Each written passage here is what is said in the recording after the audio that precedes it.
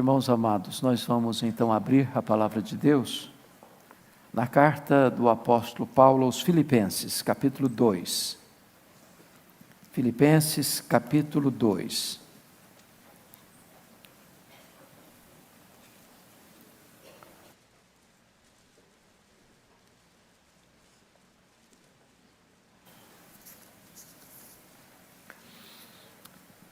Nós leremos os versos 9 a 11. Filipenses 2, 9 a 11.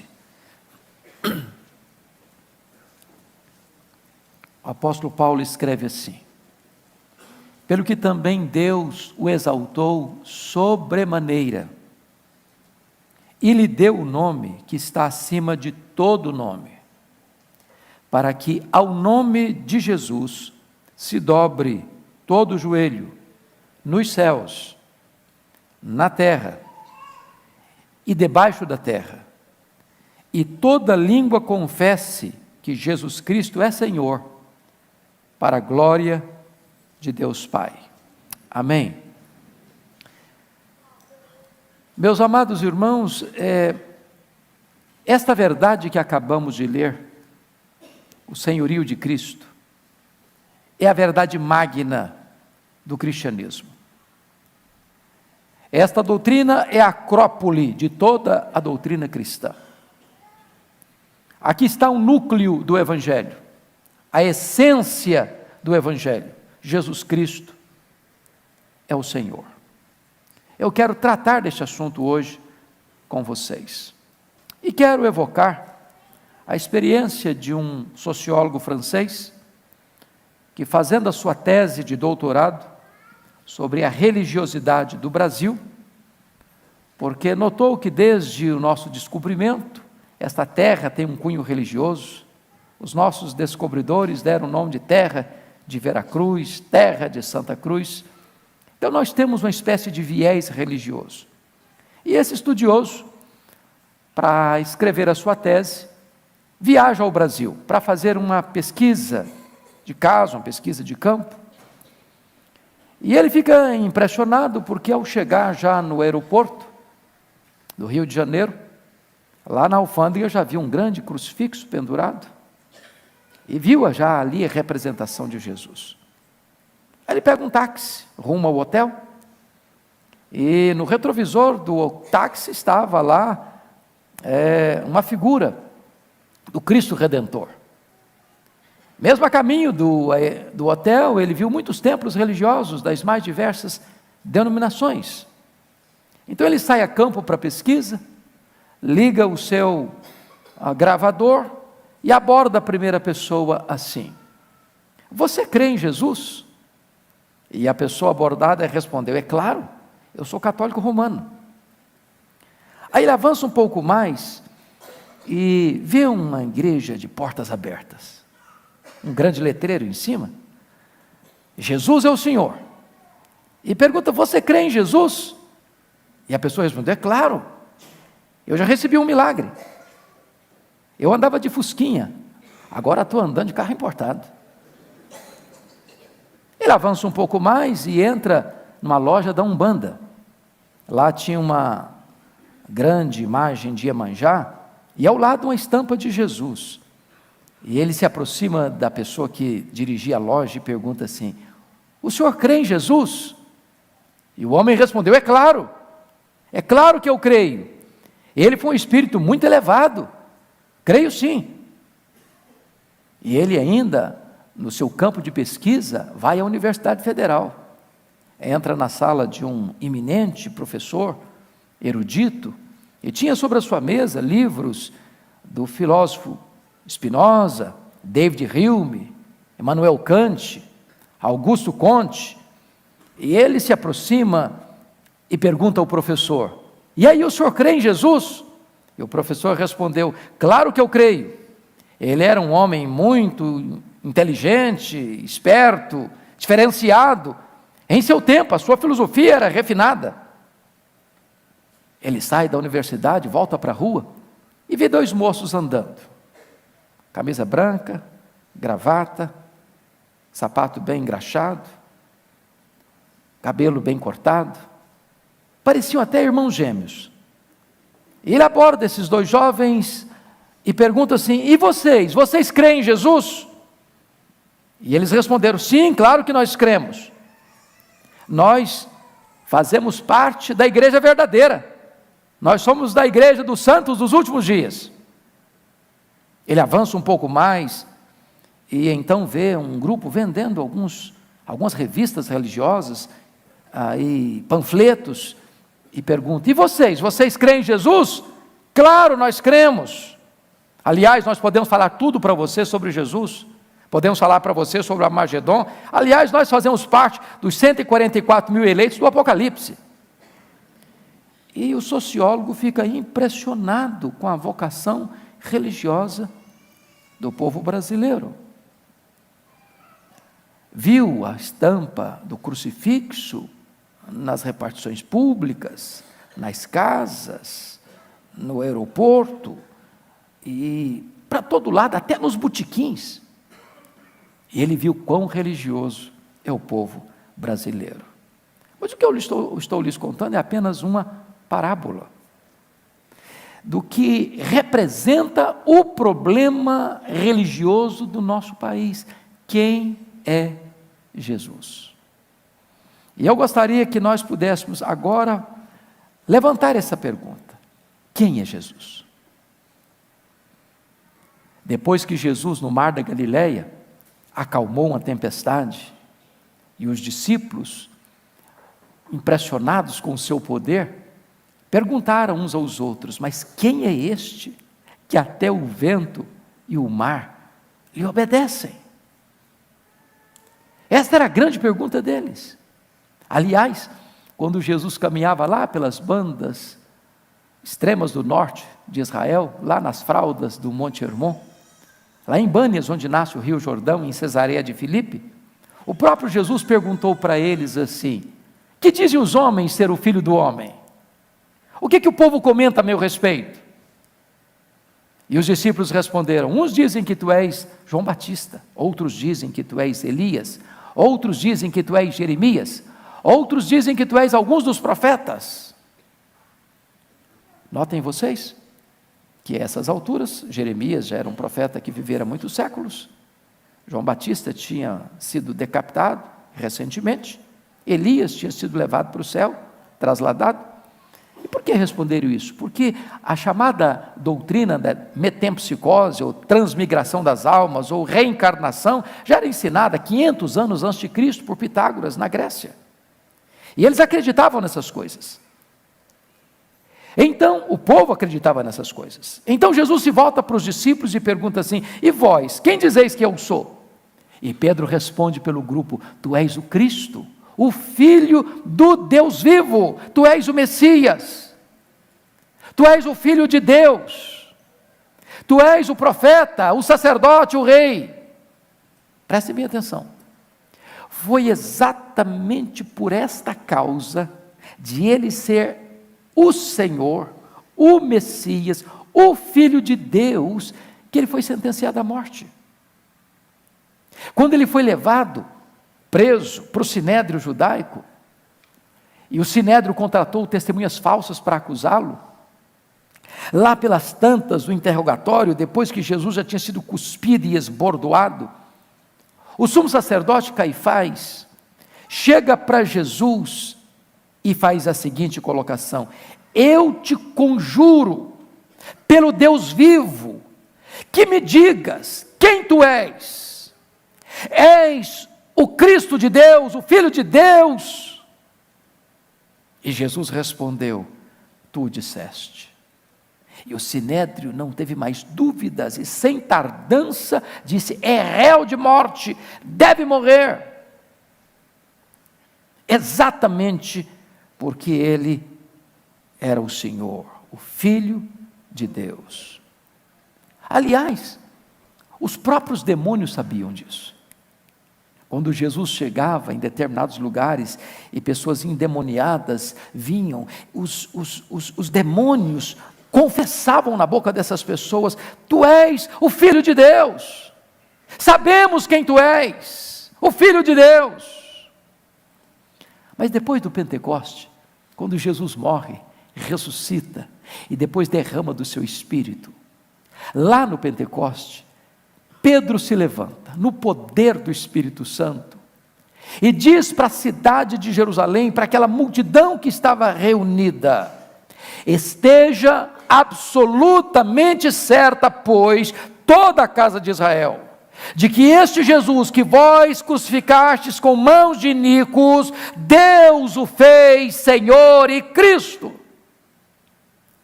Esta é a verdade magna do cristianismo. E o apóstolo Paulo disse o seguinte: se você, com a sua boca, confessar, e em seu coração você crer que Jesus Cristo é o Senhor, você será salvo. Essa é a verdade gloriosa do cristianismo. Mas eu gostaria que vocês olhassem um outro aspecto comigo. Esta não é apenas uma verdade essencial, esta foi e tem sido ainda hoje uma verdade perseguida, absolutamente perseguida, se não vejamos. Já no primeiro século,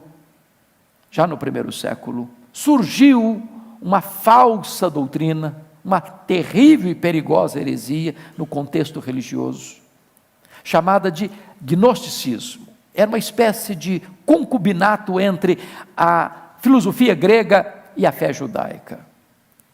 Movidos pelo pensamento grego de que a matéria é má, essencialmente má, e o espírito é essencialmente bom, os gnósticos não acreditavam que Jesus Cristo pudesse ter vindo em carne e ao mesmo tempo ser Deus. E eles negavam essa doutrina da encarnação de Jesus Cristo. Eles negavam essa doutrina da divindade de Jesus Cristo. Portanto, essa foi uma doutrina atacada já no primeiro século. De dentro do gnosticismo sai um ramo chamado de docetismo, e eles acreditavam que Jesus era uma espécie de fantasma, de uma emanação, que ele não tinha um corpo verdadeiro, físico, material. É por isso que o apóstolo João escreve na sua primeira carta e na sua segunda carta, que aquele que nega que Jesus Cristo veio em carne, é o próprio anticristo. Esta é uma verdade absoluta, mas muito, muito, muito combatida. Chega no quarto século, o bispo de Alexandria, chamado Diário, começa a pregar na África que Jesus Cristo não era Deus, da mesma substância de Deus, coigual, coeterno, consubstancial com o Pai. Era um ser inferior a Deus, superior aos anjos, mas inferior a Deus. Essa verdade foi duramente atacada no quarto e no quinto século, e foi preciso que Atanásio, no concílio de Nicéia, em 325, derrotasse essas heresias de Ário de Alexandria. Mais tarde, vem Nestório, afirmando que havia duas pessoas em Jesus Cristo. E logo depois vem Eutiques e vai dizer: não, ele só tinha uma natureza e não duas, quando na verdade a Bíblia ensina que ele é uma única pessoa com duas naturezas distintas. Ele é verdadeiramente Deus, ele é verdadeiramente homem. E foi só no ano 451, no concílio de Calcedônia, é que essa verdade foi claramente delineada. Ele é Deus de Deus, ele é luz de luz, ele é coigual, ele é coeterno, ele é consubstancial com o Pai, mas ele também é verdadeiramente homem. Na sua pessoa existem duas naturezas distintas. É a pessoa divina humana, teantrópica do Senhor Jesus Cristo. Mas aí chegamos ao século XVIII, testemunhamos o triunfo da filosofia racionalista centralizada no homem. Vêm os enciclopedistas, Voltaire, Jean-Jacques Rousseau, Diderot, e eles fugiram completamente do espírito da reforma do século XVI e das Escrituras em relação a Jesus Cristo. Então, veio o século XIX. O século XIX contempla dois homens, um francês e um alemão, Renan e Strauss, escrevendo duas obras sobre Jesus. Renan e Strauss escrevem sobre Jesus, mas num viés humano, negando a sua divindade, negando a sua glória, negando o seu senhorio, negando o seu poder, negando os seus milagres, negando a sua ressurreição, negando o seu glorioso poder de verdadeiramente Deus, Senhor dos senhores e Rei dos reis. Aí chegamos no século XX. Estamos no apogeu do otimismo humano. Se você olha no campo religioso, as missões modernas estão pensando em ganhar o mundo para Jesus. A visão pós-milenista domina o mundo. Nós vamos ganhar o mundo. As missões estão indo para todas as nações da terra. O homem está confiando que nós vamos ver agora a segunda vinda de Cristo. Surgem aqueles, não, Jesus vai voltar nesse século. Se você olha do campo científico, o mundo está atingindo alturas excelsas do otimismo da ciência, do humanismo antropocêntrico. O homem vai construir com as suas próprias mãos o paraíso na terra. Se você olha para a igreja, ela diz, não, agora o reino de Deus vai ser estabelecido, o reino de glória, porque Jesus vai voltar. O homem está no auge do seu otimismo e da sua esperança. Quando o século XX é bombardeado por 2 sangrentas guerras mundiais. Baixa a bola, o pessimismo, o desânimo. Augusto Conte estava errado. O problema do homem não é apenas a educação. O problema que o homem precisa é de transformação. O homem é um gigante na ciência, mas é um pigmeu moral.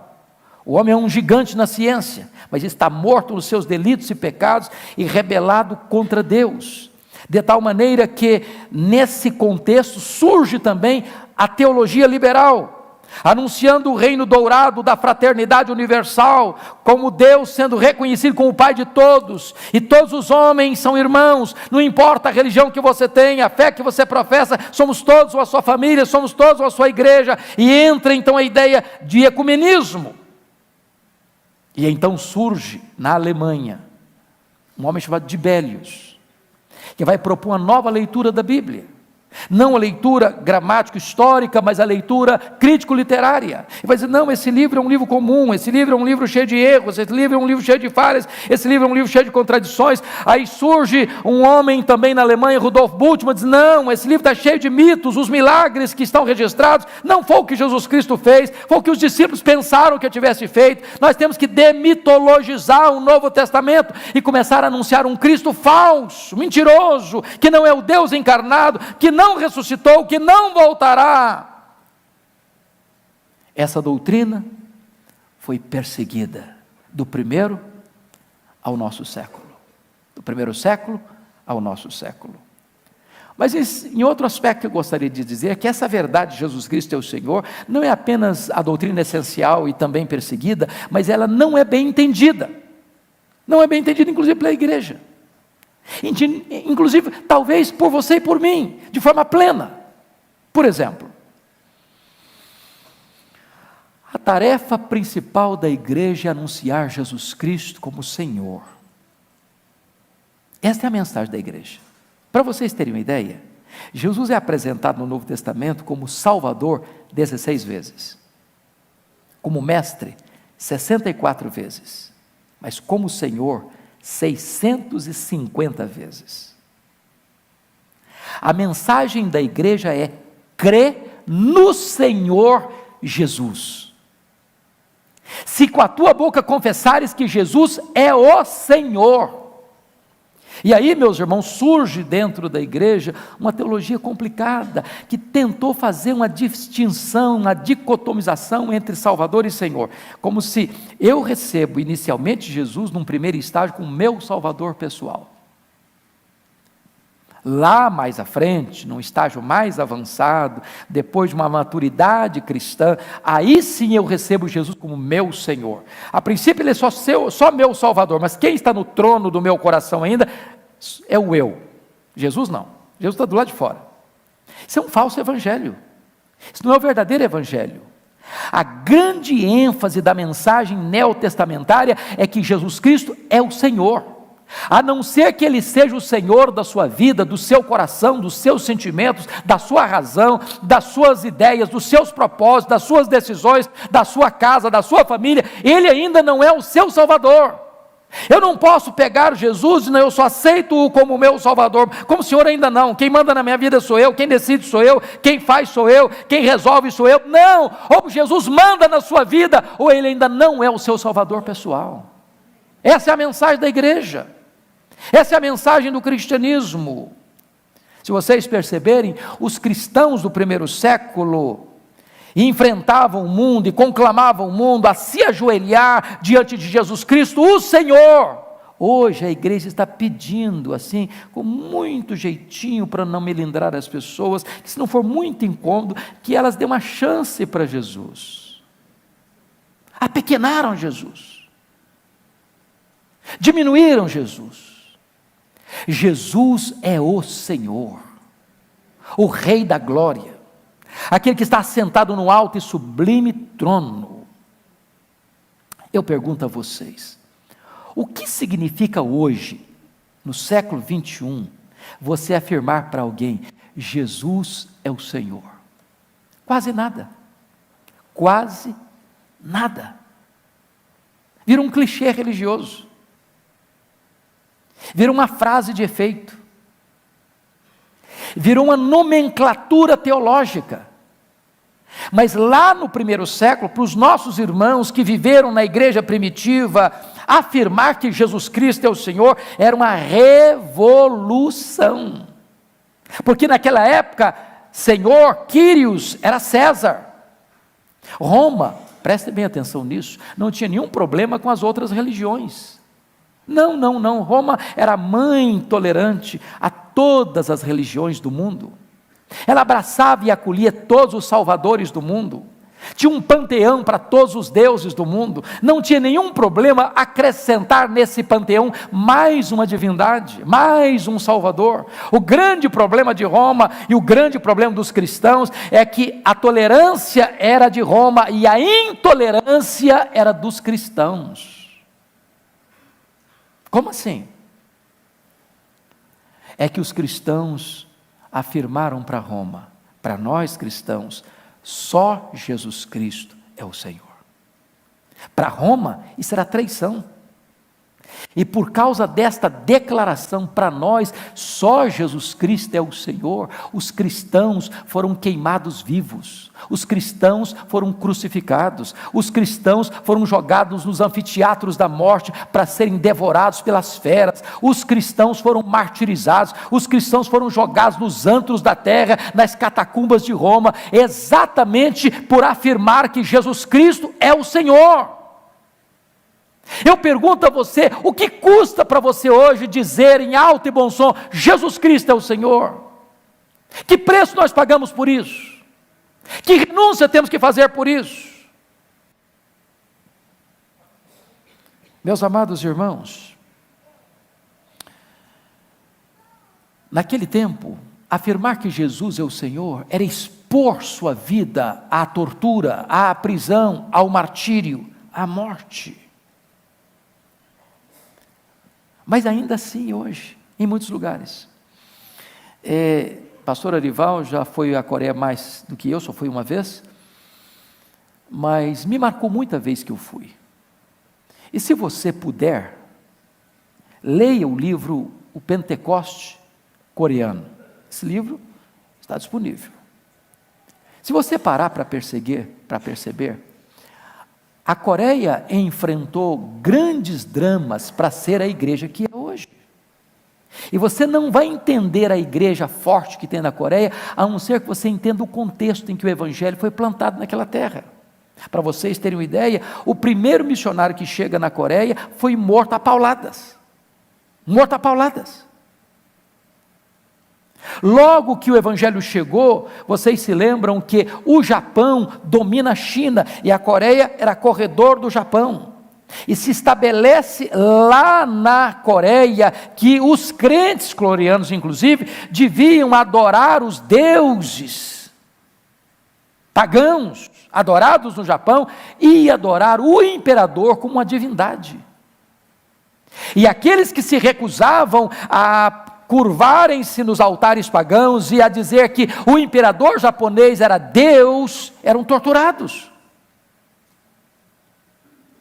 Eles eram torturados de maneira cruel, enfiando felpas de bambu debaixo das unhas até matá-los.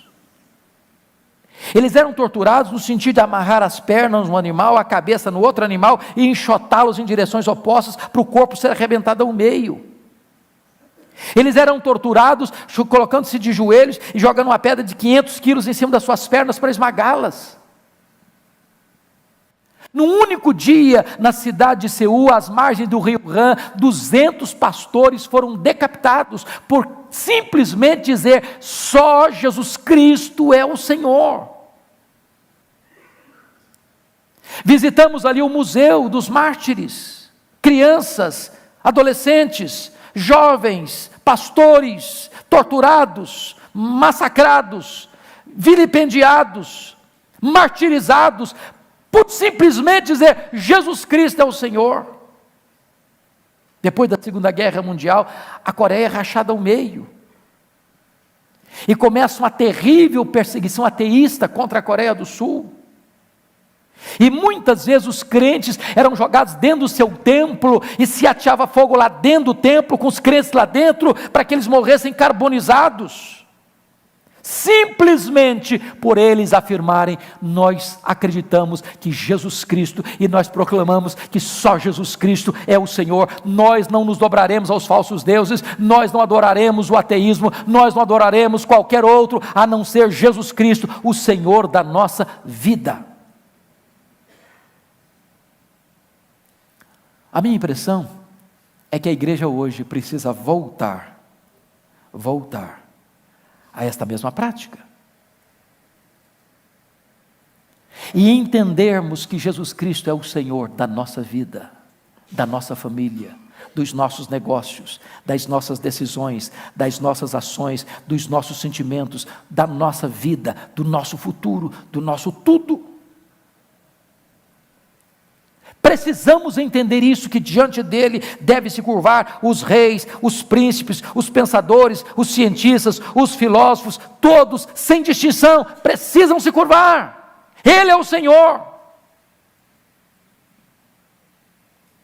Ele é o Senhor do universo, irmãos. Ele é o Senhor do universo. Está lá no livro de Apocalipse, capítulo 5, que todo ser que existe, os anjos, os homens, a natureza, enfim, tudo que existe no universo, vai estar proclamando àquele que está sentado no trono e ao Cordeiro, seja a honra e a glória e o louvor e o domínio pelos séculos dos séculos. Ele é aquele que mede as águas na concha da sua mão, Ele é aquele que espalha as estrelas no firmamento, Ele é aquele que lança os fundamentos da terra, Ele é aquele que está sentado no alto e sublime trono, Ele é aquele que tem as rédeas da história em suas mãos, Ele é aquele que olha para as nações da terra e as considera como um pingo que cai de um balde. Ele é o Rei dos reis, Ele é o Senhor dos senhores, Ele governa e sustenta esse universo nas suas poderosas mãos. Ele é o Senhor. Mas Ele é o Senhor da igreja, Ele é o cabeça da igreja, Ele é o dono da igreja, Ele é o edificador da igreja, Ele é o protetor da igreja, Ele é o salvador da igreja, Ele é o Senhor da igreja, Ele é o consolador da igreja, Ele é a razão da esperança da igreja, Ele é tudo na igreja, Ele é a razão da nossa vida, Ele é o Senhor, o Rei dos reis, o Senhor dos senhores. Poderíamos sintetizar isso na oração que Ele mesmo ensinou, porque dele é o reino, e o poder, e a glória. Eu queria que você olhasse comigo os versículos que lemos, e deixei isso para o final, para entendermos algumas verdades aqui. Notem comigo o versículo 9, que a exaltação de Cristo é obra de Deus Pai. Olha aí, pelo que também Deus o exaltou sobremaneira. Quando se trata de se esvaziar, Ele não foi esvaziado, Ele se esvaziou. Está aí no versículo 7. Ele se esvaziou, ninguém o esvaziou, Ele se esvaziou. Sendo Ele transcendente, tornou-se imanente. Sendo Ele infinito, tornou-se um bebê. Sendo ele o rei da glória, se fez servo. Sendo ele rico, se fez pobre. Sendo ele bendito, se fez maldição. Sendo ele santo, santo, santo, se fez pecado. Sendo ele o autor da vida, deu a sua vida e morreu por nós. Ele se humilhou até a morte, morte de cruz, mas aí o versículo 9 diz que a sua exaltação não foi alta exaltação, ele não se exaltou a si mesmo, o Pai o exaltou, o Pai o exaltou. Esse é um princípio espiritual aplicado a nós, irmãos. É aquele que se humilha, que será exaltado. Aquele que humilha-se a si mesmo, por Deus, será exaltado. Segunda coisa, segunda verdade desse texto, é que a exaltação de Cristo é uma exaltação incomparável. Verso 9, está escrito assim: pelo que também Deus o exaltou sobremaneira. O exaltou sobremaneira, na língua grega, é uma palavra só. É no sentido de que ele foi exaltado ao grau máximo. É impossível alguém ser mais exaltado do que ele. Ele foi super exaltado. Ele foi exaltado em grau superlativo, absoluto. Não dá mais para aumentar esta exaltação dele. Ele já está exaltado no sentido máximo, pleno, maiúsculo, absoluto. Ele é o Rei dos Reis. Ele é o Senhor dos Senhores. Terceiro, a exaltação de Cristo é uma exaltação que exige a rendição de todos. Preste atenção no verso 10 agora comigo. Para que ao nome de Jesus se dobre, quanto joelho? Todo joelho. Onde? Nos céus. Mais aonde? Na terra. Mais aonde? Debaixo da terra. O que significa isso? Significa que os seres angelicais, nas suas mais diversas ordens, precisam reconhecer o senhorio de Cristo. Isso significa que aqueles santos que já foram glorificados, estão lá no céu, precisam reconhecer o senhorio de Cristo. Significa que todos os homens na terra, desde os mais altos aos menores, os mais ricos aos mais pobres, os mais cultos aos mais indoutos, aos mais revestidos de poder e aos vassalos mais humildes, todos precisam reconhecer que Ele é o Senhor. Debaixo da terra, todos os demônios e todos aqueles que já foram sentenciados porque morreram sem Cristo, já estão sofrendo as agruras do inferno, precisam reconhecer que Ele é o Senhor.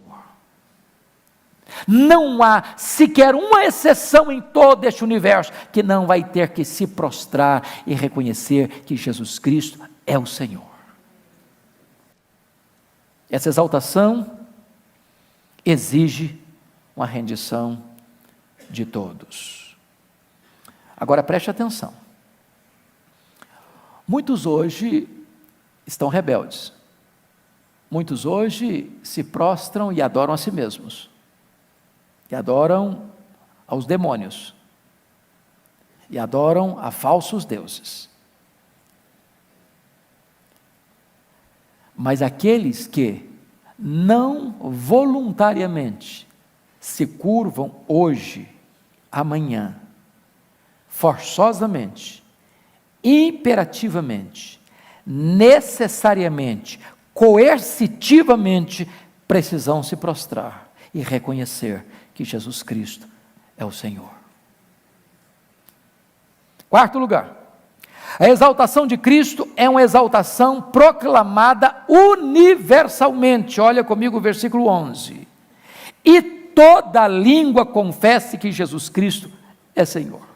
Toda língua, todo idioma, toda manifestação cultural linguística, todo dialeto vai ter que confessar. Todos os idiomas da terra, portanto todas as etnias da terra, portanto todas as pessoas do passado, do presente e do futuro vão ter que verbalizar isso. Ele é o Senhor. Ele é o Senhor. Ele é o Senhor. Essa confissão terá que ser universal. Isso não significa que todos serão salvos.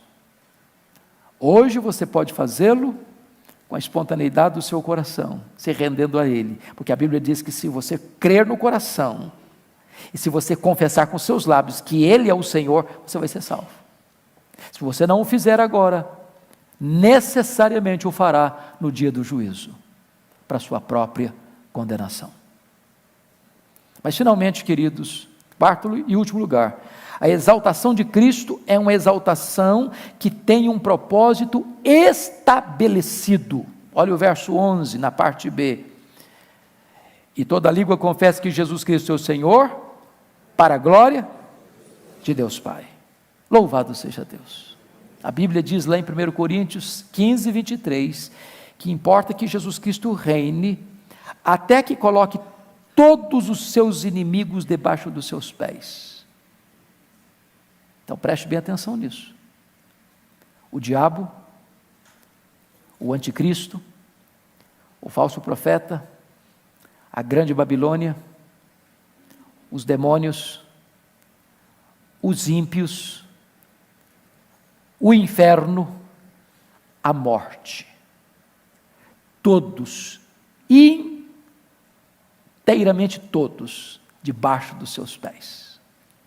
E quando todos estiverem debaixo dos seus pés, Ele entregará o reino ao Deus e Pai, para que o Pai seja tudo em todos, e para que o Pai seja glorificado.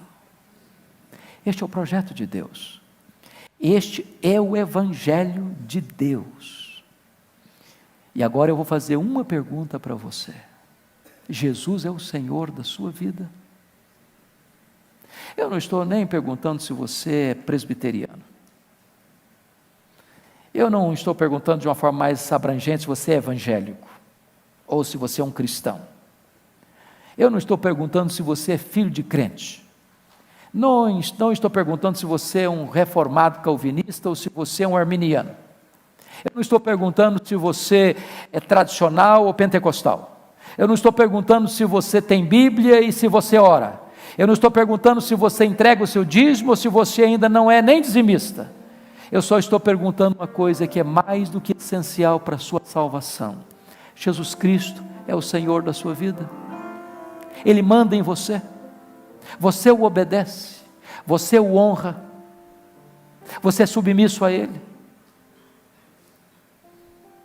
Ele dirige a sua vida, Ele comanda a sua vida, seus pensamentos, suas palavras, suas ações, suas reações, suas decisões, suas escolhas, seu dinheiro, seu tempo, seu lazer, seus relacionamentos. Ele é o Senhor da sua vida.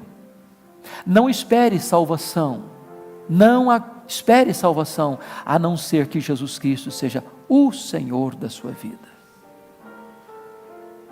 Crê no Senhor Jesus e será salvo. Essa é a mensagem da Bíblia.